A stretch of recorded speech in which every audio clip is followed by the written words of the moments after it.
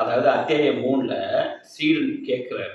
என்ன கேட்கிறாரு அப்படின்னா, தாங்கள் இதுவரை கூறியதில் இருந்து தான் தான் ஈஸ்வரன் என்றும், அப்படி இருக்கின்ற தன்னுடைய சக்தி வெளியில் வியாபித்த போது, அதிலிருந்து உலகம் உண்டானது என்றும் தெரிய வந்தது.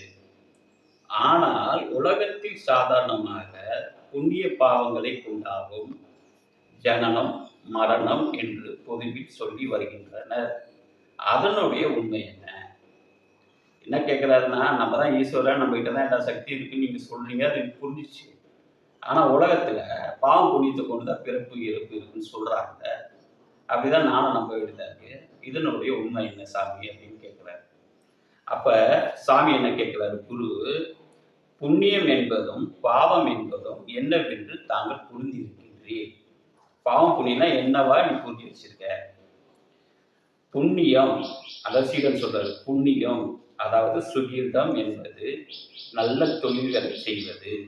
அதாவது யாதொன்றையும் இம்சிக்காமல் தயவுடன் இருப்பதும், அன்னதானம், கோதானம் முதலியவை செய்வதும், யாகம், ஹோமம், பூஜை முதலியவை செய்விப்பதும் மற்றும் ஆகும்.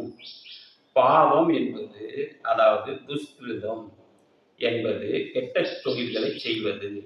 அதாவது தானம் தர்மம் செய்யாமல் இருப்பது, ஜீவ இம்சதிகள் செய்வது மற்றும் ஆகும். இப்படியே நானும் கருதியிருக்கின்றேன்.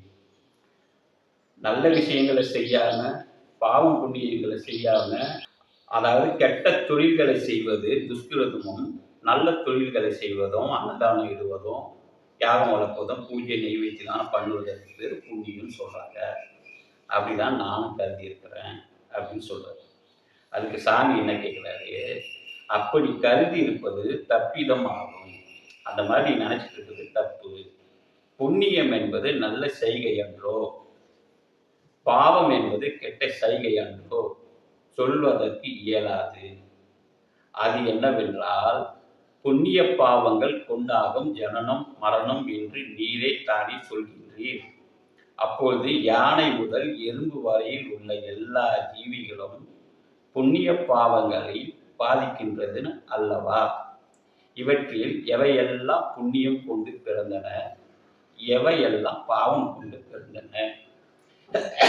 புண்ணிய பாவத்தினாலதான் ஜனனம் மரணம்னு நீ சொன்னீங்கன்னா, யானை, எறும்பு இதெல்லாம் இருக்குல்ல, இதெல்லாம் எதை கொண்டு பிறந்தது?